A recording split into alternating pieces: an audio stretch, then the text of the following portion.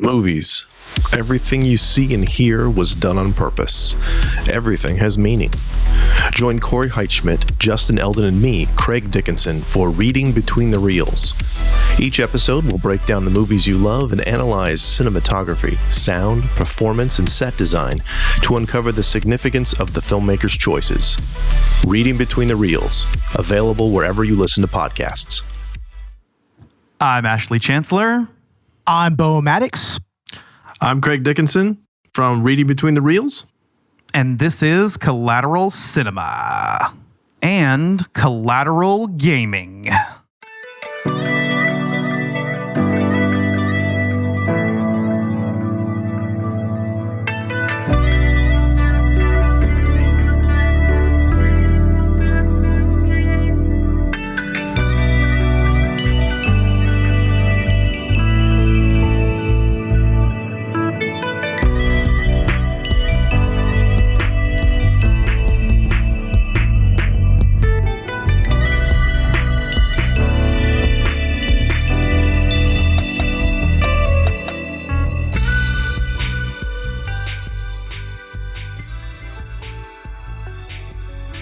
Welcome to Collateral Cinema, the only movie podcast that matters, where we focus on good movies, bad movies, and everything else in between in the world of cinema.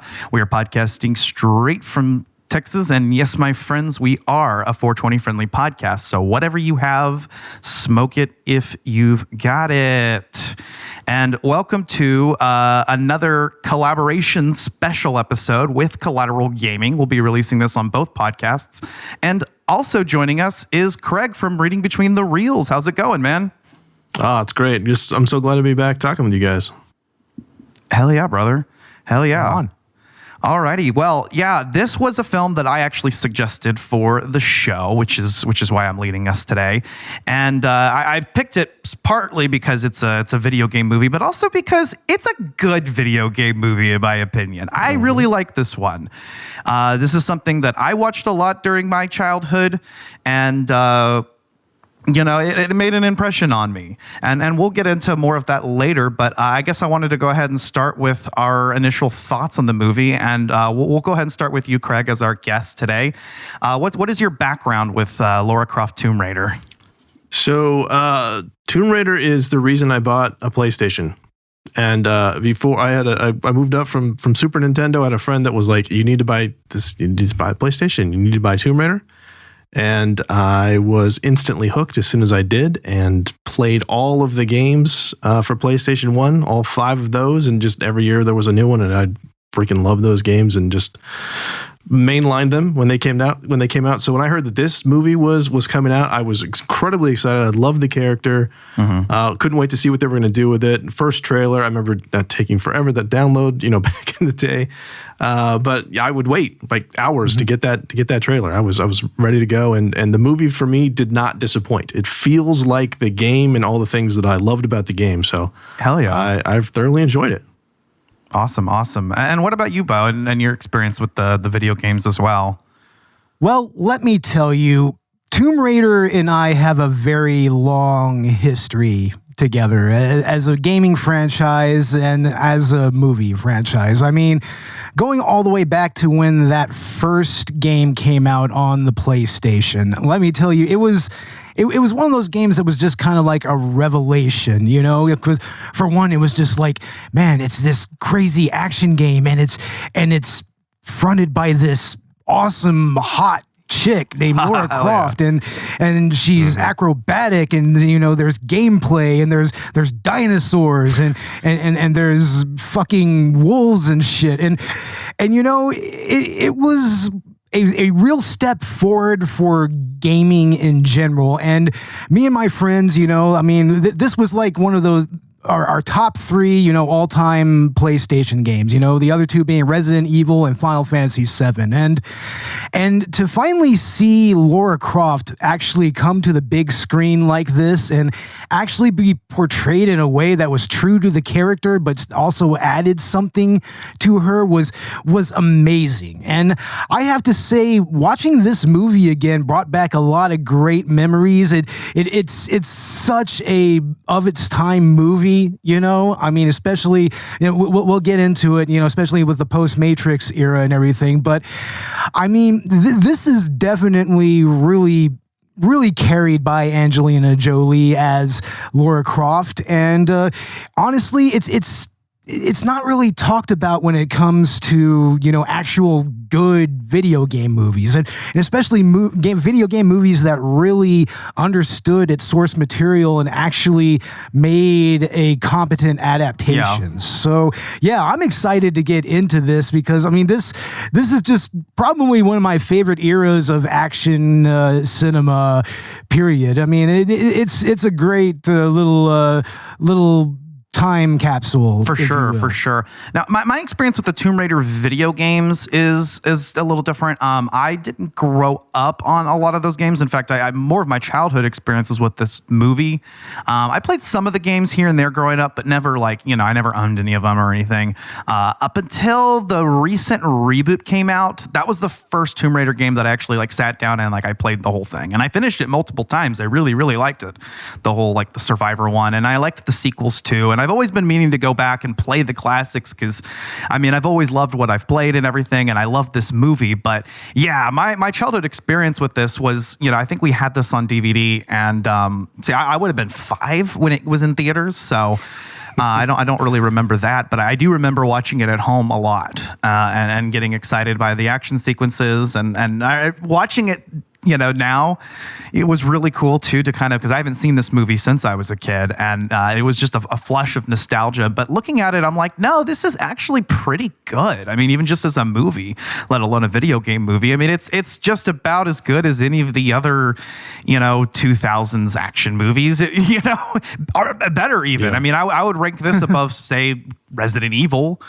I would say it's about as good as Silent Hill. I mean, and then those are films based on video games that we have given good reviews for in the past. So yeah, Lara Croft Tomb Raider is awesome, and also Angelina Jolie has always been one of my celebrity crushes since I was a child because of this movie.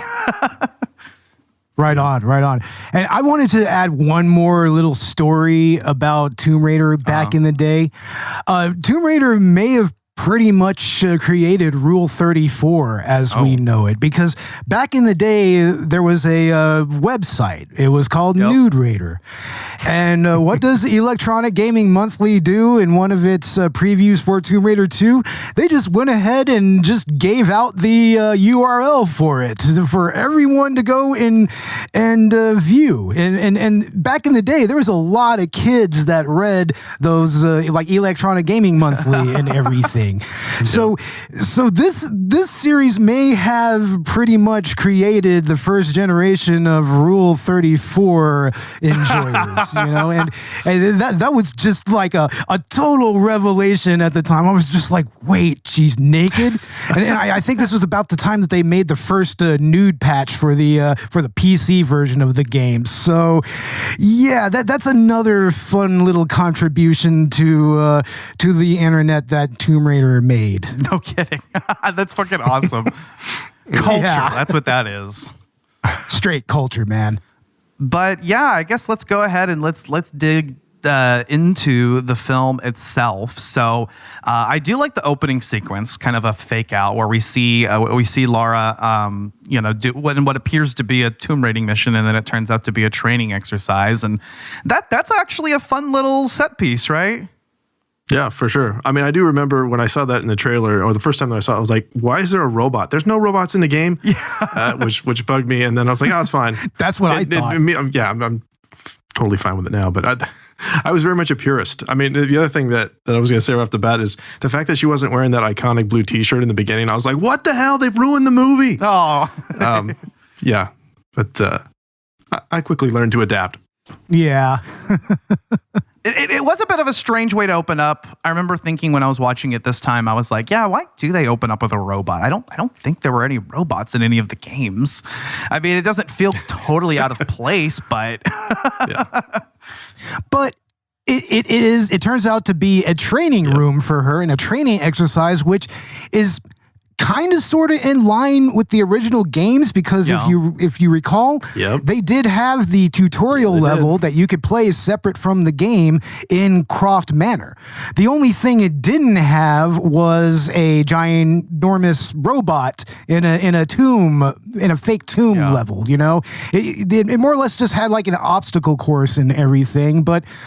Also, I was very disappointed that they didn't find a way for Lara to lock her butler in the walk-in refrigerator like you could in the original game. Absolutely.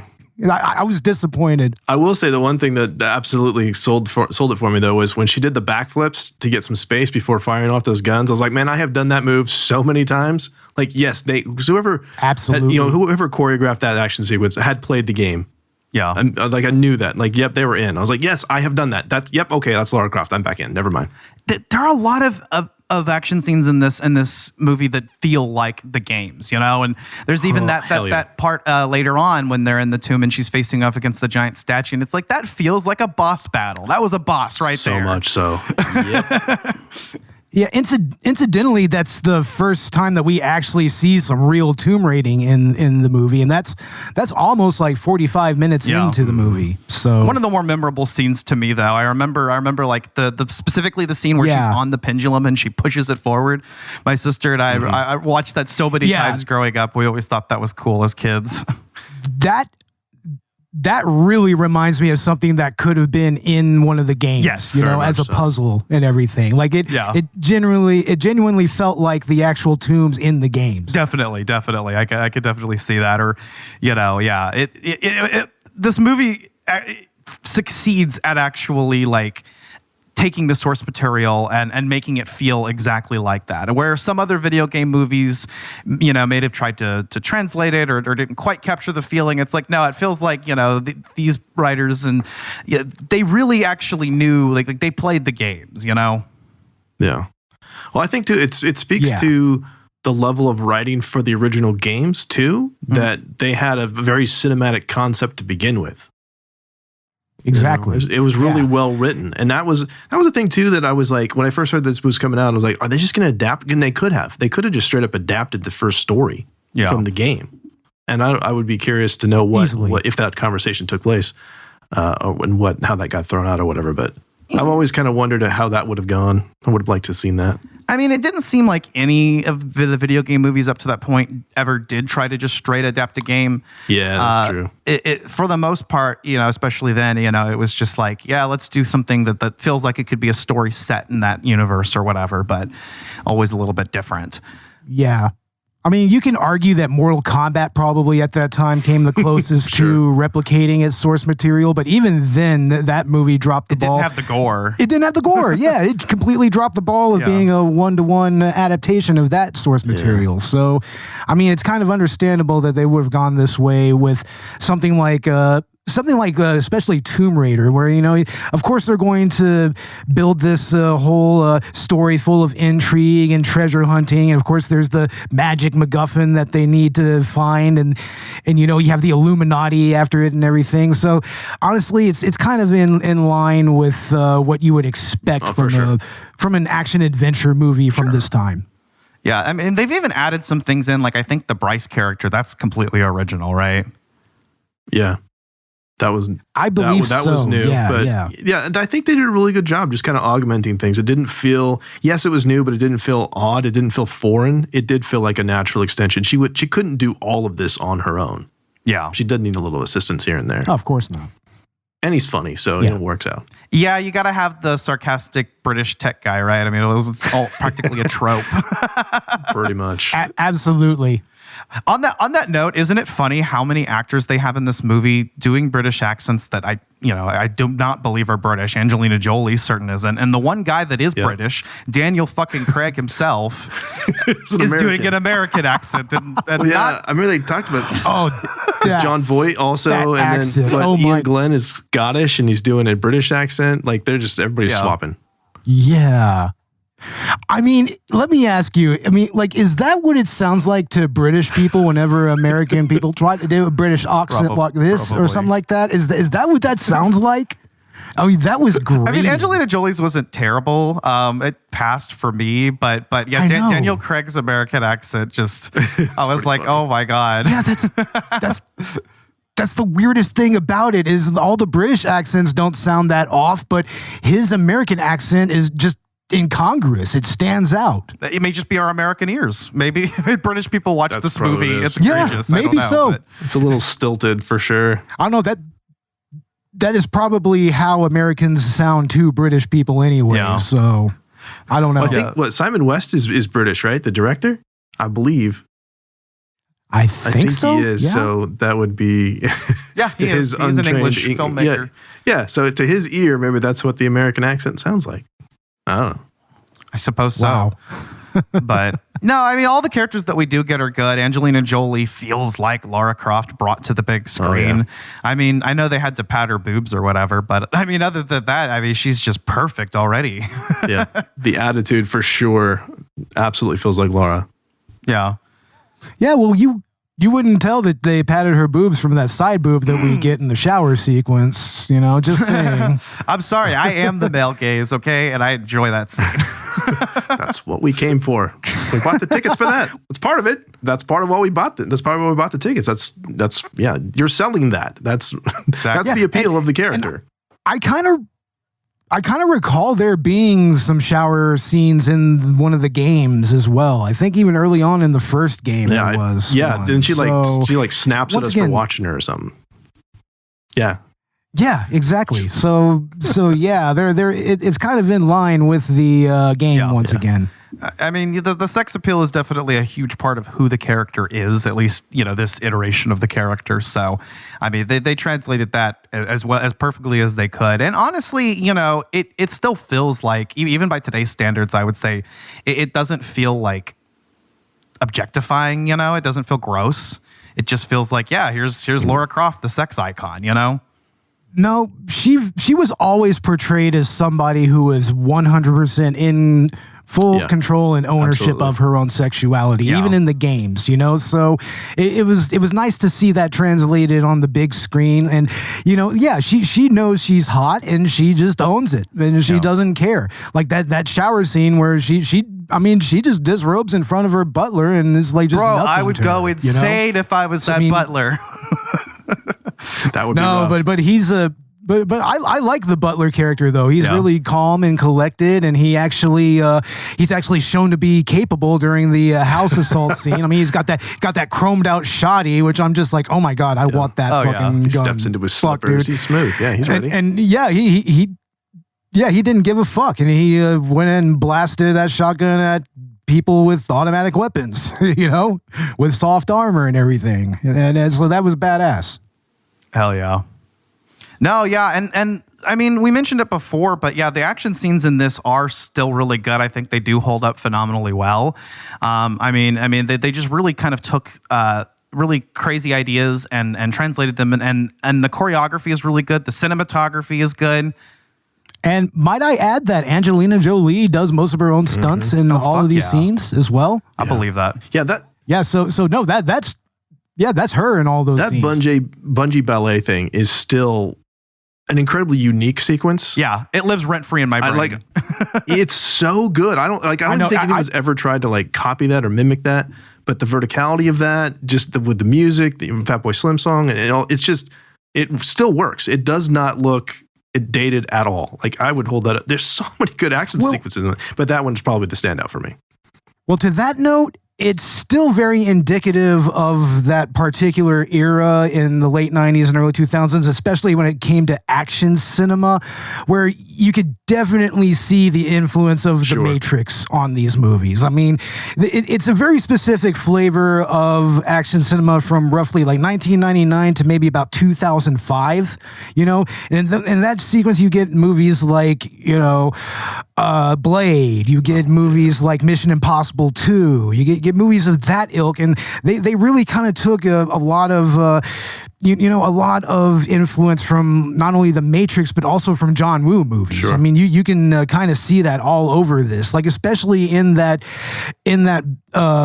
bungee ballet scene, which is arguably the centerpiece of the movie, action wise. It's the centerpiece, and I mean, especially with the whole thing where she's running up on the walls and everything. That is pretty much classic 2000s action. I would say even the first Daredevil movie kind of falls into that little aura, you know, in that little era of cinema. It has that aesthetic to it.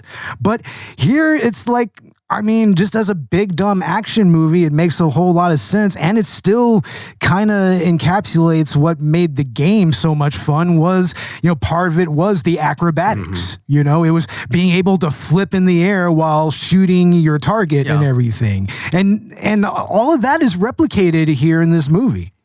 Definitely. I still have nightmares about trying to get to that save point. We'd have to, having to do this certain particular acrobatic moves and like time your jump correctly, because you had to get to the gem before you could save it. Good Lord. Yeah, man, those games could be pretty unforgiving at times, man. Like, I mean, if you're a modern gamer and you go into those games, don't expect to have your hand held or anything, even in the normal difficulty settings. I mean, you really got to time shit just right, you know? You really got to know the mechanics well. Like, you really want to play that training level a couple of times until you really get it down before you go into the game. Yeah. So, yeah. But I mean, Angelina Jolie just pulls it off flawlessly and makes it look easy, and you know that's exactly the that's exactly the way that you want to feel in the games. That's the lore accurate Lara Croft that feels like like a badass. Yeah. Exactly. And this is definitely a movie that plays off of the rule of cool. I mean, it goes to show you when it comes to action cinema, especially from this era, like, it doesn't have to make sense. It doesn't have to be necessarily 100% good. It just has to be cool, and it has to look cool. Yeah. And there's a lot of that in this movie. Like just the set pieces themselves. Like, I mean, the set design in this movie, let me tell you, is really, really unique. Like, especially that very last tomb with the ginormous like planetarium model of the solar system and everything. It's like that's all practical and everything, and it was really impressive how they really captured, you know, the feel of these tombs in the game, which, you know, they had their own character in their own right in the games themselves. Well, I'm impressed by the level of effort that was put into this, you know, to make this a good movie, because they really could have just, you know, kind of made it just another blockbuster film and kind of just make sure it's cool or whatever, but like it felt like they actually put effort into making it work. And you know, some of the stuff is goofy and schlocky, but that's also the point. And at the end of the day, you're just like, okay, you put the triangles together and you can warp into the past, whatever. Yeah. Well, I did, you know, just looking up, we keep talking about how it's very much of its time, and like it has an actually pretty good pedigree. The fact that you know, Simon West is the guy who made Con Air, and you know, the cinematographer Peter Menzies is the one who did Die Hard with a Vengeance, and the guy who edited, Glenn Scantlebury, did The Rock and Armageddon and Con Air and Transformers. It's like, like it's, I mean, there's not like an all-star team necessarily, but it's guys who know how to make action films and made some really fun ones right around this time. Yeah, exactly. That's awesome, man. So they're definitely competent. They know what they're doing. And with all those movies, whether or not they're, you know, critically acclaimed, they're crowd pleasers. Yeah. And I think this absolutely fits very much in that vein.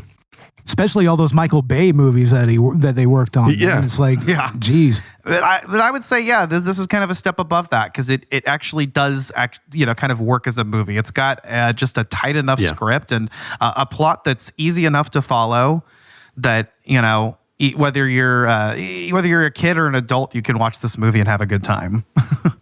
Yeah, but let's not act like it's not a big dumb movie. Oh, it is a big dumb movie. The plot is dumb as fuck. It's dumb in the way that it actually progresses the plot, you know? In many ways, it's like we're in one place and then we're in another place, you know? Like, it doesn't really have a good sense of spaciousness, you know? Across the globe and everything.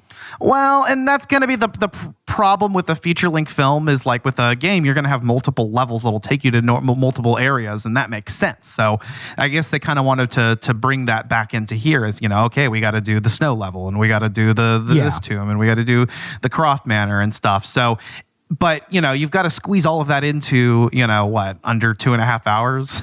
I don't even think this film is that long. No, yeah, it's what, 106. It's an hour and 40 minutes. Yeah, I was gonna say I don't even think it's 2 hours. Yeah. Well, that is the one weak thing that I noticed, because I just love looking at who's behind the scenes here, and the one section that I could not find respectable is not the right way to put it. People I didn't recognize are the writers. And so you got Patrick Massett, I don't even know how to say his name, John Zinman, both worked on Friday Night Lights, which is a good TV show, but it's a TV show, right? So you don't have experienced screenwriters working on this. So that does feel like that absolutely lines up, that the one kind of weakness in this film is the script. It is very much and then type of stuff. Which, but I do, it's a new level. So I've already gone. I'm in now. That's all I have to do. Just have to be able to do the mental gymnastics if it's a video game level. Yeah. Yeah, but once again, it's still just the plot. It adheres to the rule of cool. As long as it looks cool, as long as it sounds cool, it'll work. Smacking a dude with the back wheel of a motorcycle is cool. Yeah, indisputably. Yeah, that's amazing. Still cool. Fucking awesome. It's so fucking cool. It really every is. time. I'm like, she just did that. Yeah. Mm-hmm. Yeah, they really, it's like they check all the boxes to kind of get her to do all of the different cool things that can be done. And even give a couple of other characters like the main villain. I know that she throws the knife and then he throws the knife and the dead center of the Illuminati symbol. Yes. Yeah. I'd like to talk a little bit about the relationship between Powell and Croft here, because it's a very interesting villain-hero dynamic, because there's almost this kind of professionalism between them, like almost like this professional courtesy that they give each other, even though they are definitely on opposing sides here. But there's even, dare I say, a little bit of a respect that they give each other, because, I mean, Powell is aware of Croft. He's aware of what she's about and her accolades and everything, and he treats that with respect, but he still wants that power for himself. So I mean, he's still willing to kind of get that by any means necessary, and Croft knows that, but still respects that. So it's an interesting dynamic throughout the. The movie. And it's not dissimilar to say like Indiana Jones and Belloc. Mm-hmm. Yeah, but those are the best kinds of villain-hero dynamics, though. Yeah. And I would say that's kind of intrinsic to a movie like this. Right. Yeah, and he had a relationship with her dad, too. So there is a little bit of sibling rivalry almost. Sure. Almost. Because he saw the other side of her dad, the side, because he claims that he was his mentor in the Illuminati. And I don't even really think they tied that plot thread up completely. I know she has a conversation with him later, but it's just touched on. No, yeah, not entirely. But I also wonder how much of the grudging respect thing is like a British thing. Like it's an honorable British thing to do too, which whatever reason, it is cool. I do like that quite a bit. By the way, her father, played by Jon Voight, that's Angelina Jolie's father in real life. So that actually adds quite a bit of chemistry to their on-screen interaction. And I think that's why that scene between them actually hits emotionally. Well, it's a little interesting if you know anything about Jolie's relationship with Voight nowadays, which she pretty much doesn't want to have anything to do with him now because, hey, now don't you know Jon Voight's going to make Hollywood great again something. So... Yeah, it's one of those situations. So no, she's not really talking to her dad at the moment, and I don't think most of Hollywood is right now. So yeah, but I mean, for what it's worth, yeah, I mean, he's good at this as the dad, and you could actually kind of see the I guess at that time maybe they had a good relationship. It seems like they did. Yeah, it feels that way. Yeah, and he does seem to treat the role with some respect and some seriousness. Yeah, I mean, he he does add a little gravitas he brings to the it. the full gravitas to the role. I was going to say, and as a serious actor, you don't always have to do that in a film like this. But I feel like everybody brought their A game here. I don't feel like anybody kind of really phoned it in or anything. I didn't see any real bad performances in this movie. No, to be It's a honest. good cast and they perform it well. Yeah, and I mean, Daniel Craig is still kind of early in his career, I think, but I could even kind of see the man that would become James Bond alongside Lara Croft. It's cool.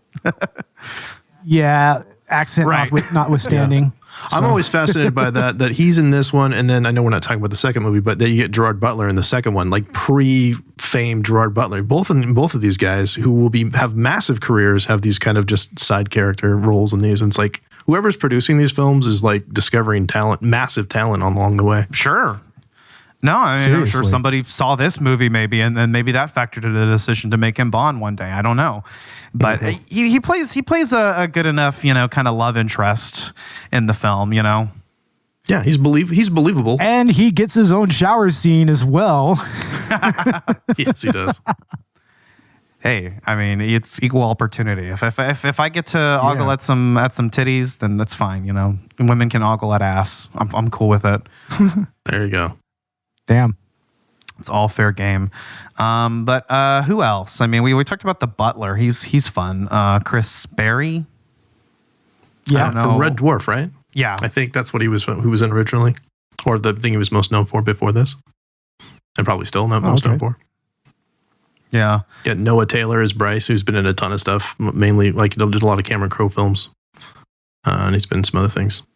Yeah. We are running out of time. And if we fail, we must wait another 5,000 years.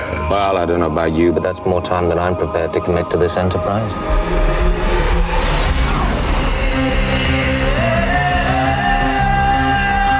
This summer, the planets will align. It was the Illuminati who swore to bring their ancestors back to life. Time will stand still. Have you ever heard of the Clock of Ages? It gives its possessor power of the light. And the fate of mankind Eternal hell revives! will rest in the hands of one. Don't start. You're quite an authority on things ancient and mythological. That's why I travel. It's an ancient clock. It was hidden in a secret room. It glows, but it's getting brighter, like it's counting down to something. You can build, destroy, move back and forth through time. The future is yours now, Lara. You're the only one with the strength to destroy the power of the light. We can be partners. You might try to kill me. I'm not going to kill you. I said you'd try.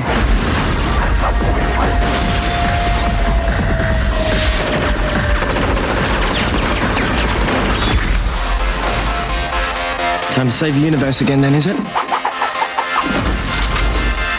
Absolutely.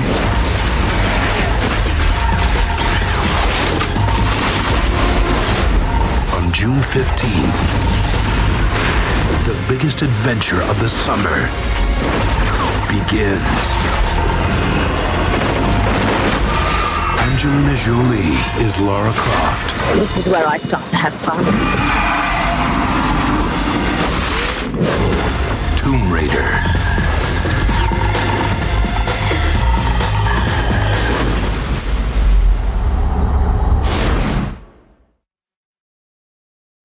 Yeah, the supporting cast are there. They do their job, like I mentioned. I don't think anybody gives a bad performance, or anybody doesn't bring their full talent onto it. And then that's really what works for this movie. All around, it's got everything a action movie from this time needs, and it's all pretty solid. I mean, and even the stuff like the script, is forgivable because it's like, no, I mean, you're watching this to have fun. I mean, even I think Roger Ebert said, is this a good movie? That holds up to other things? No, but did I have fun? Yes.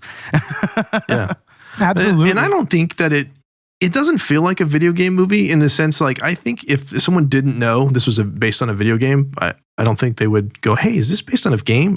It feels like just an action film. I don't see if there's any quirks or distinguishing things that, most video game movies are like, oh, clearly that's based on a game or whatever. No. It just feels like a movie. Well, and maybe that's in part to the fact, due to the fact that the Tomb Raider games were based on Indiana Jones movies originally. Yeah, that's true. Exactly. So it really comes full circle here. It's like, this is obviously going to work on a big screen. It's like, and I think those games were always kind of meant to emulate, action adventure films like that. So it's no surprise that you could make a good one out of this. But again, I guess what I'm most impressed by is that, it's like they actually really put the time and the effort and the resources into making this digestible. And then like you mentioned, Craig, I mean, you could watch this and not even realize it's a video game movie. It's like my mom who hates video games and won't play them. I mean, she loves this movie. That's why we watched it a lot as kids, and I think she even tried to put on one of the games and play it and got lost because she was such a big fan of this movie. But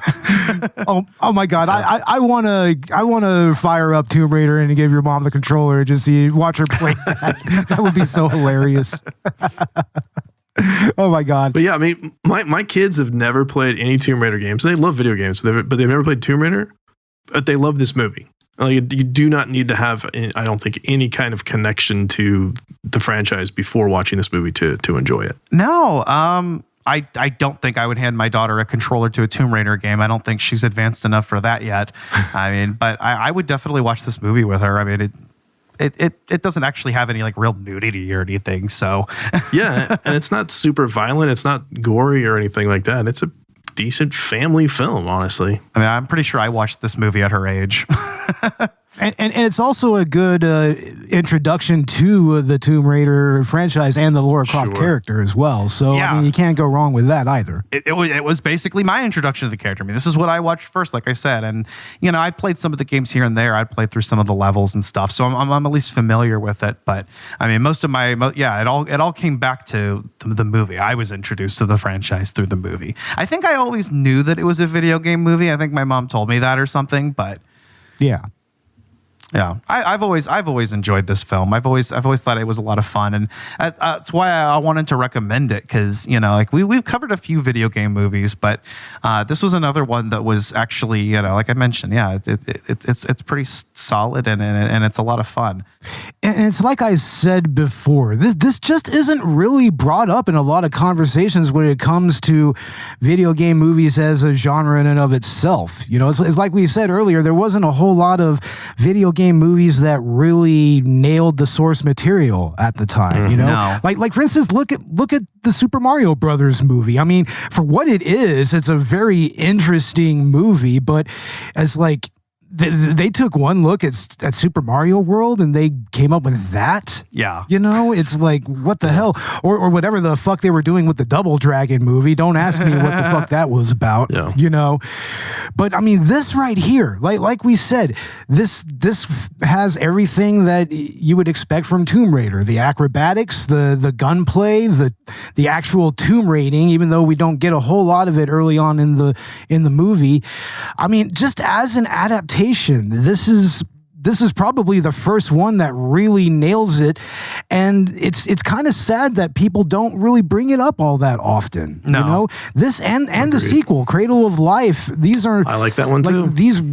Yeah, they really do a service to the game, and like I said, it's a perfect way to introduce the world of Tomb Raider and the character to somebody who's never played the games, and to kind of steer them towards those original games. Because from what I understand, they've all gotten remasters in the last 5 years or so. I think they just dropped something like this year that was a collection remaster or something. Yeah, they did a remaster, I think.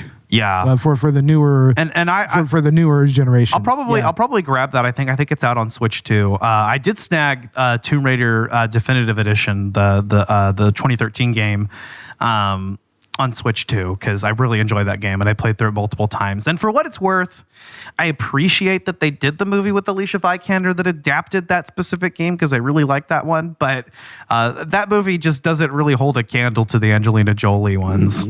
Agreed. She does not have the charisma that Jolie has. Not even close. No. I like her as an actress. She's just not Lara. I mean, I don't know. They could have just used the same actress they used in the video game, Camilla Luddington. I mean, she was in Grey's Anatomy. I think she would have been fine in the role because I thought she brought that character, a new version of the character, to life really well. But no, I mean, when people think of Tomb Raider, I mean, they think of Angelina Jolie, and I think one of the problems with that film was its marketing. It's like a lot of people understood what it was. They're like, oh, well, what is this? This isn't anything like the Angelina Jolie one, because like he's mentioned, a lot of people's only interaction with this franchise was watching this movie and its sequel. So that's what comes to mind as they think of Angelina Jolie as Lara Croft. I mean, she's almost as iconic as, you know, the actual video game character at this point. Yeah, for sure. Absolutely. Yeah. Well, I was going to say too, like we've been talking about, like it's a video game adaptation, and that being kind of the main thing that we identify this movie as. But it's also like a massively important female-led action movie. You know, that also gets forgotten. I mean, very obviously Jennifer Lawrence forgot about it recently. Thinking, but.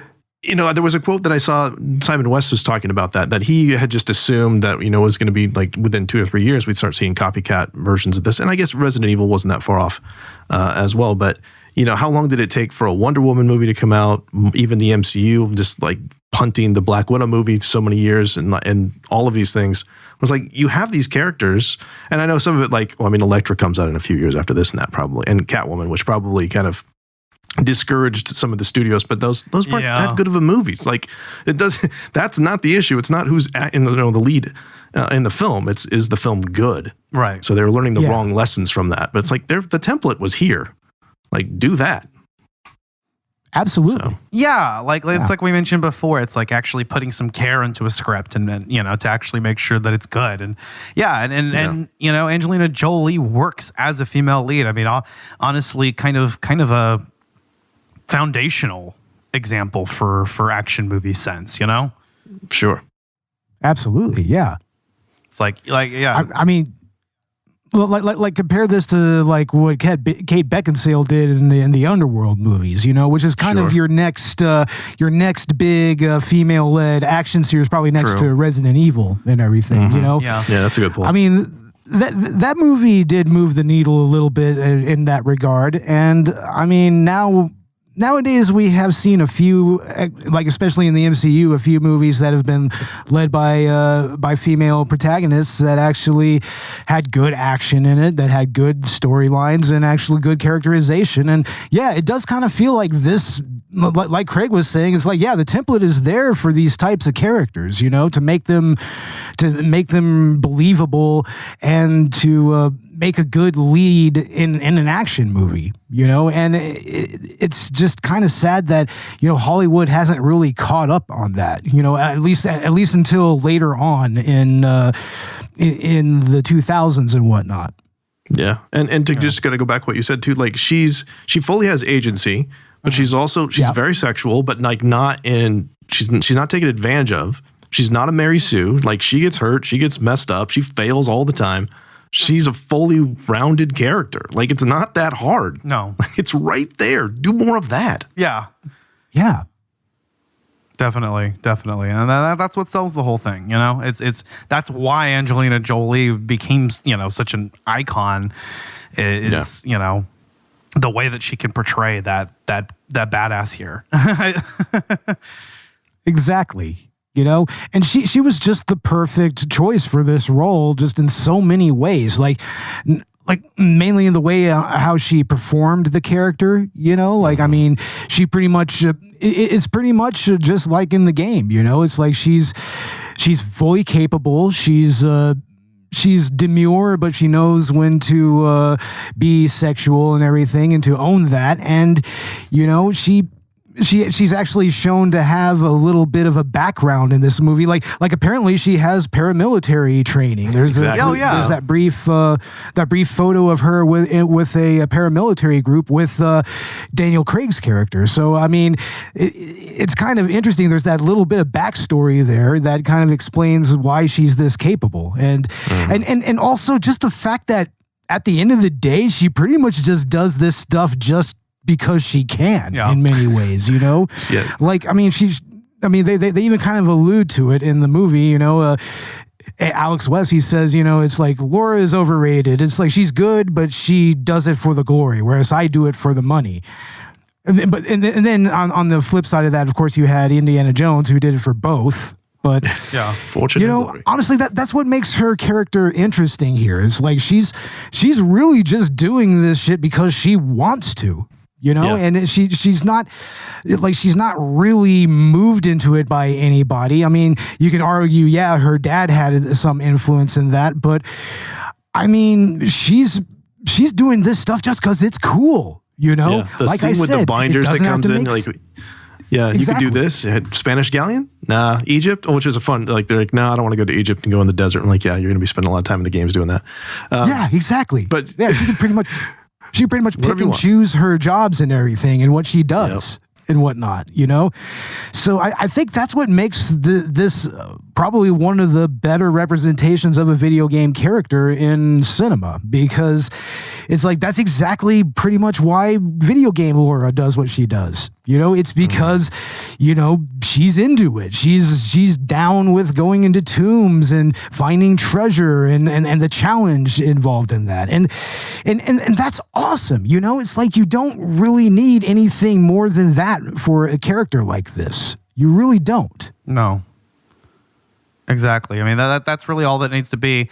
And I like how effectively this movie tells her story. It's like you mentioned with the military background. I mean, we just see a photograph that explains it to us. That's very, very effective storytelling to try to get it in that hour and 45-minute runtime, I guess. But it works, and it sells, and we don't even really need to know too much about her background or why she's doing this. You know, that's demonstrated to us effectively enough. We're told, and we get it. You know, it's like, yeah, as long as it's cool. Yeah, and can we also talk about how the Illuminati is used in this movie? Because I do kind of love how it's just the fucking Illuminati. You know, they don't try to create any other type of organization here. It's just the Illuminati, you know, and it's believable. Yeah. And of course, they have, you know, that classic supervillain motivation. You know, they want that ancient power for themselves, you know, power to control time of all things, you know, which they never really flesh out all that well about why the Illuminati wants this power, you know, what they're going to do with it and everything. Does that even need to be explained? I mean, it doesn't even matter because Pal ends up betraying the Illuminati anyways and taking the triangle for himself. Yeah. So, I mean, at the end of the day, they're pretty much just the vehicle to get the antagonist to where he needs to be to finally make his move and whatnot at the end. So, I mean, I think that's kind of interesting in how they utilized what's usually a group that's kind of a conspiracy theory in real life and just makes it 100% believable in this particular world. It's totally believable that there would be an Illuminati in the world of Tomb Raider and that they would have their hands in a lot of nefarious intrigue and whatnot. Sure. So that adds an interesting wrinkle to the motivations behind what Lara does and what Pal does here. Yeah, for sure. Yeah. But yeah, I guess we'll go ahead and get into our final thoughts, unless you guys had anything else that you wanted to bring up. I don't think so. No, I'm good. Alrighty. Well, starting with you, Craig. What are your final thoughts on Lara Croft Tomb Raider? I still really, really like this movie. One of the things that I was kind of struck with this time is we talked a lot about how it's a really good action movie. It's got some great action sequences. But I love that it shows Lara solving puzzles. Yeah. Like, that's such a massive thing with the game where you're just like, I'm stuck and I have no idea what to do. And I just got to use my brain. I got to figure it out. What's around us. Just like you see Lara do. Oh, there's a bell here to break the ice. You know, that's the wrong key. It's over here. Just watching her kind of puzzle those, no pun intended, puzzle those things through was so much fun. And like, yes, that's the character. That's you understand how this game works.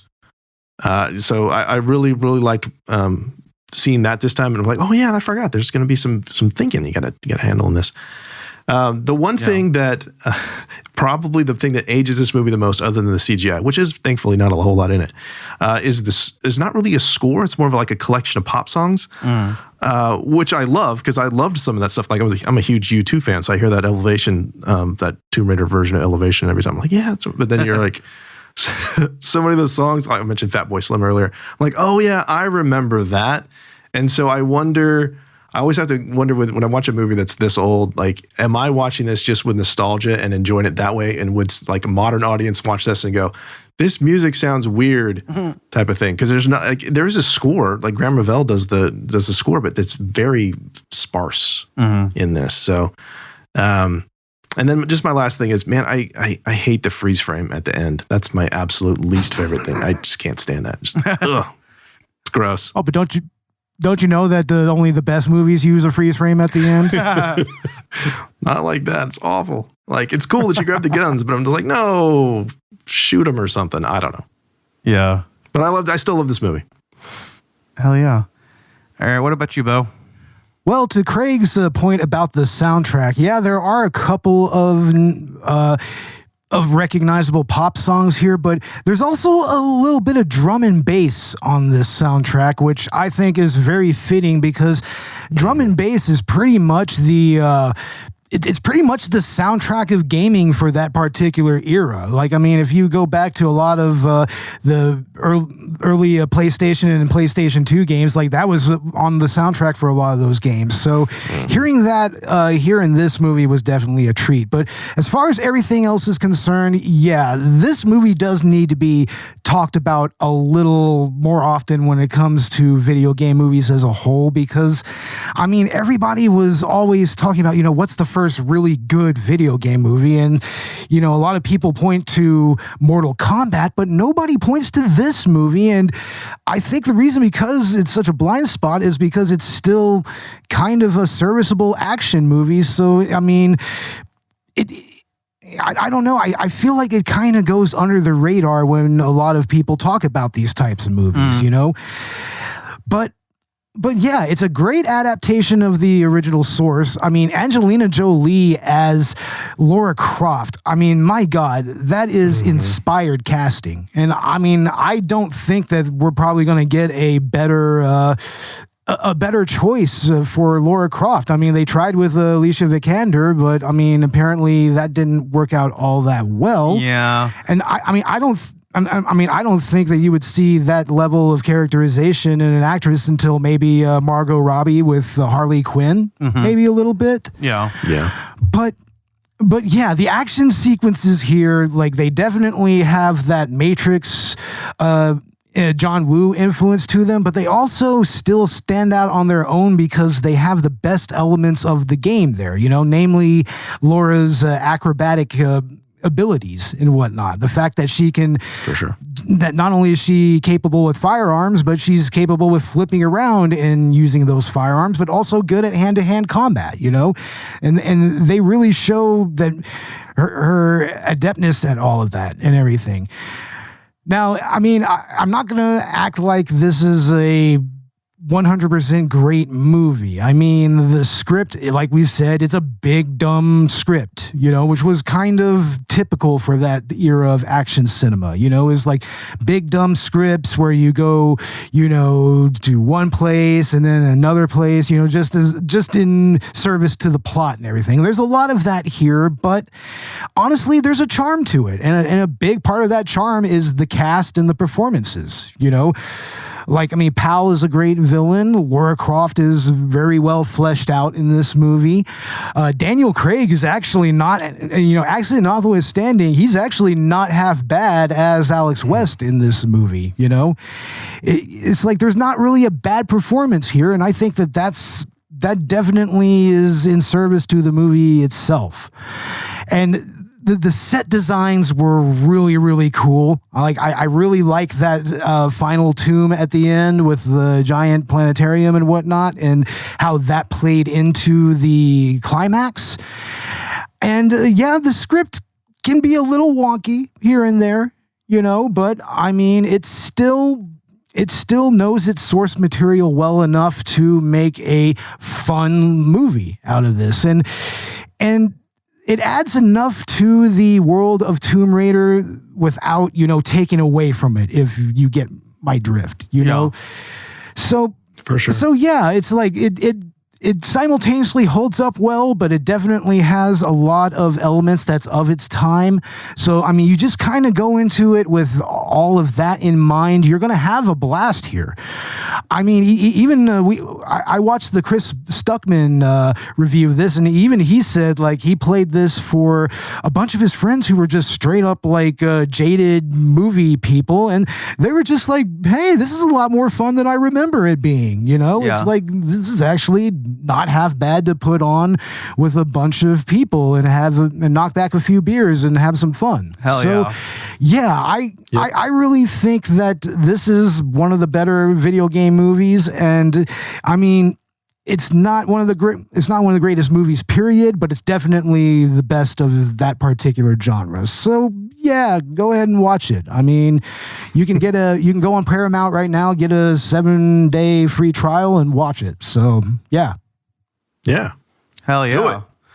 Yeah, this movie is absolutely a time capsule. I mean, from the soundtrack to the editing to just the general aesthetic. Yeah, it's definitely of its time, but I feel like that works to its benefit, at least for me, you know? Like, it kind of transports me back to my childhood. And, you know, it's funny is I see some of the... I see some of these elements that I saw in this movie early pop up in other films, you know, like just little shots, little things. And, you know, maybe that didn't actually come from this, but I remember seeing that and then noticing it in other places and being like, okay, like, I don't know, like the way that the liquid moves around in the mid movie tomb raiding scene. So just little things like that. But yeah, this movie is an absolute blast. It's a great movie to watch while drinking or getting high. And, you know, you're definitely going to have a good time. You're going to enjoy it. There's enough going on, and it's fast paced enough that it never really loses your interest. And yeah, it's not only pretty good for a video game adaptation, as it's very faithful to its source material, or at least the essence of it, but also, you know, a serviceable action film. So yeah, this is a great time. I recommend it. Hell yeah. But all right, this is the part of the show now where we'll go ahead and plug what's coming up with our respective shows and talk a little bit about that. So why don't you start us off, Craig, with reading between the reels? Yeah, thanks. So we are in the middle of our Christopher Nolan series. We're still going through that, and we are in the middle. We're doing a 2-parter on Interstellar. So by the time this drops, I think part 2 of Interstellar. Yeah, we decided that there was just too much to do a single episode on some of these Nolan movies. So Interstellar part 2 should be out by the time this comes out. We also have a couple of guests on there. Jeff McGee and Pam Johnson. They have a new podcast they're plugging too. So they had some really interesting insights with us. On our show for there. That's a great. I love that film. It's such a good film, and I tell you, watching these in chronological order, and you're getting to see kind of Christopher Nolan's growth as a filmmaker as well. This way, and so it's an interesting way to watch his films. And I've loved these films anyway. I'm gonna push for like we got to do these films, but watching them this way, you're like, okay, I see where you're going, and like we've just switched to like Hoyte van Hoytema as cinematographer, and like we've just stepped that up. And like the score for that film with Hans Zimmer with the organ, oh my god, it's just such a good film. Like flawless. So anyway, so we have new episodes every other Wednesday. They come out. You can find us anywhere you listen to podcasts, and we're on X and Facebook, Instagram, all the places, TikTok. We're doing some video now, which has been fun. So you can find us on YouTube and see like the goofiness that we're doing there too. So yeah, we'd love for everybody to come check us out. Fuck yeah. Hell yeah. All right. And as for Collateral Gaming, we did just get out our episode on Silent Hill F finally. And very soon, maybe before this even, we should have out our part 1 of our episode on Ghost of Yote. And let me tell you, I am so excited to get into that. Well, I did. We recorded part 1 already, but I'm excited to play even more and finish it with part 2. So yeah, stay tuned. Ghost of Yote is one of my most anticipated games this year. So I'm really excited to talk about it this month. And then next month, Metroid Prime 4 comes out. And oh my God, that is my most anticipated game of the year. So we'll do a 2-parter on that as well. And part 1 will be spoiler free, part 2 full spoilers. And then our holiday special, normally December is Zelda month. So we're going to make our holiday special, our Zelda episode. We are covering A Link to the Past. And that's one of the very few Zelda games that I've actually never completed. So I'm excited to finally do that. be able to keep my nerd card.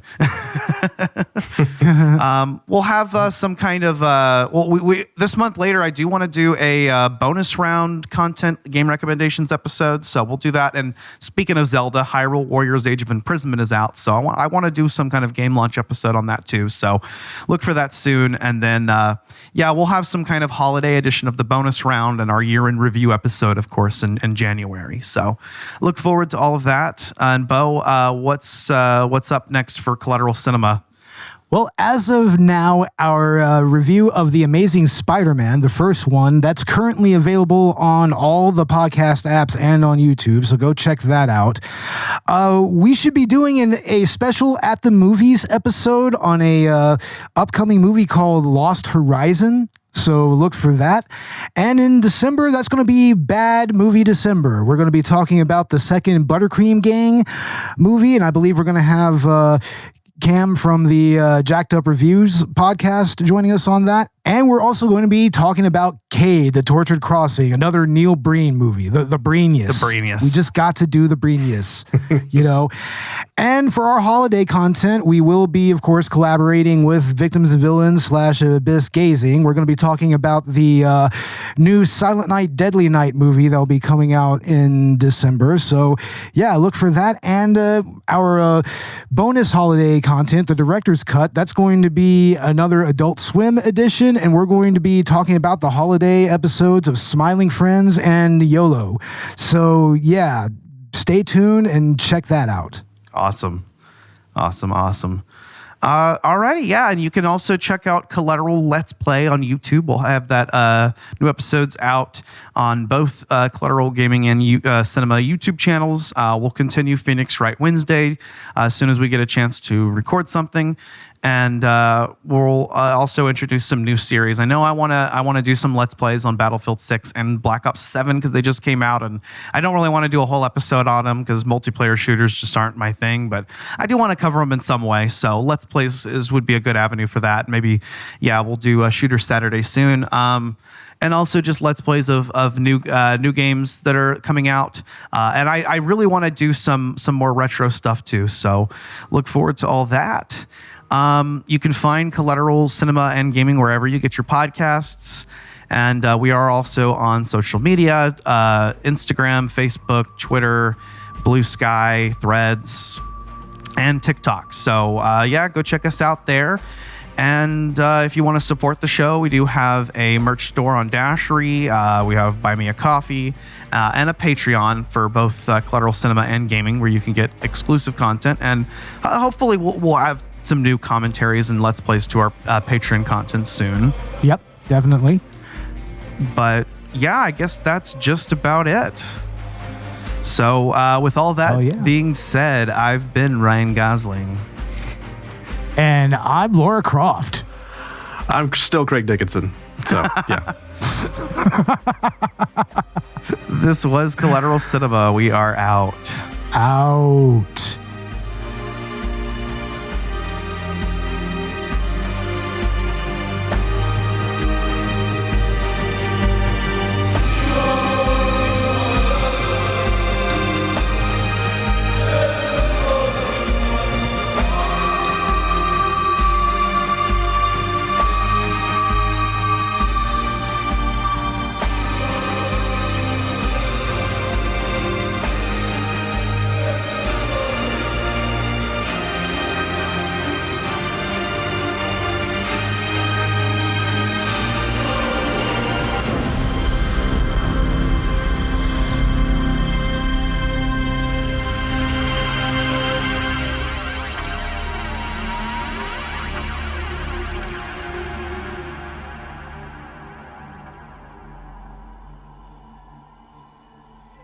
Collateral Cinema is a Collateral Media podcast.